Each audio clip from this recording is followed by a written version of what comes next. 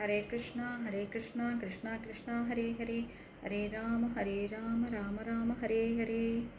அத்தியாயம் 15, புருஷோத்தம யோகம். ஓம் ஸ்ரீ பரமாத்மனே நமः. ஸ்ரீமத் பகவத்கீதா அத பஞ்சதசோऽध्यायः. ஸ்ரீ பகவானுவாச்ச ऊर्ध्वमूलमदच्छाकम् अश्वत्थं प्राहुरव्ययं सन्दांसि यस्य पर्णानि यस्थौ वेद च वेदवित्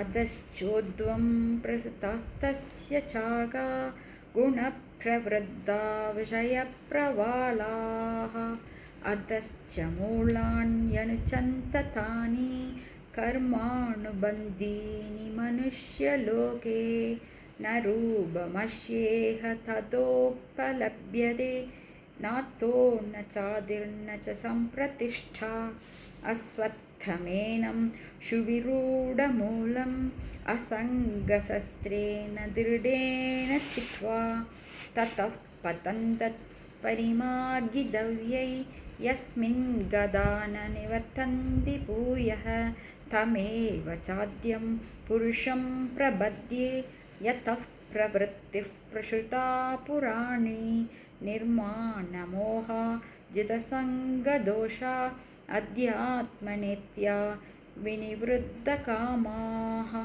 द्वन्द्वैर्विमुक्ताः सुखदुःखसंज्ञैः कथ्यन्त्यमूढाः पदमव्ययं तत् न तद्भाषयते सूर्यो न शशाङ्को न पावकः यत्कत्वा न निवर्तन्ते दत्तामपरमं मम.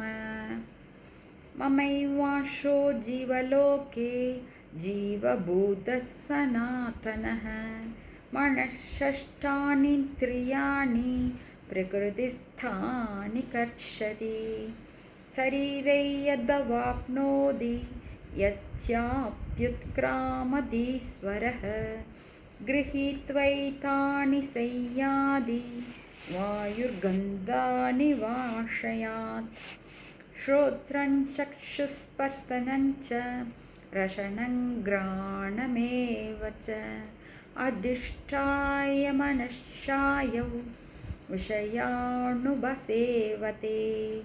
उत्क्रामन्तं स्थितौ वापि भुञ्जानौ वा गुणान्वितं विमूढानानुपश्यन्ति पश्यन्ति ज्ञानचक्षुषः यतन्तो योगिनश्चैनं पश्यन्त्यात्मन्यवस्थितं यतन्तोऽप्यकृतात्मानो नैनं पश्यन्त्यसेदसः यदादित्यगतं तेजो जगद्भाषयतेऽखिलं यच्चन्द्रमसि यच्चाग्नौ तत्तेजो विद्धि मामकम्.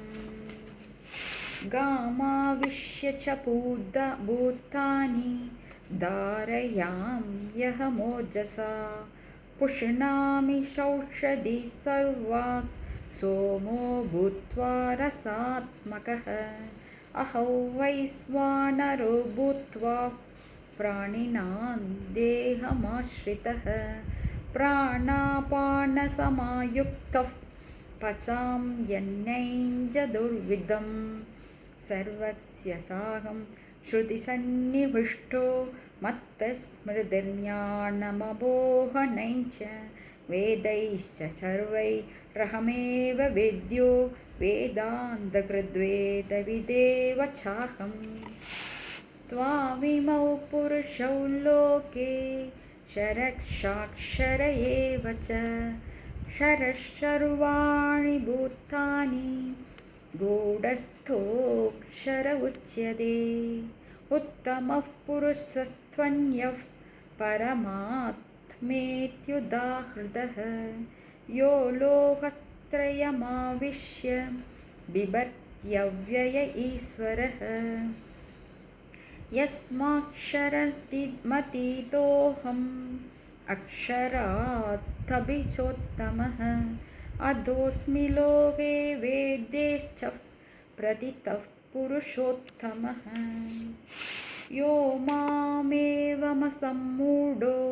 जानाति पुरुषोत्तमं स सर्वविद् भजति मां सर्वभावेन भारत इति गुह्यतमं शास्त्रम् इदमुक्तं मया नघ एतत् बुद्ध्वा बुद्धिमान् स्यात् कृतकृत्यश्च भारत ॐ तत्सदिति श्रीमद्भगवद्गीतासु उपनिषत्सु ब्रह्मविद्यायां योगशास्त्रे श्रीकृष्णार्जुनसंवादे पुरुषोत्तमयोगो नाम पञ्चदशोऽध्यायः।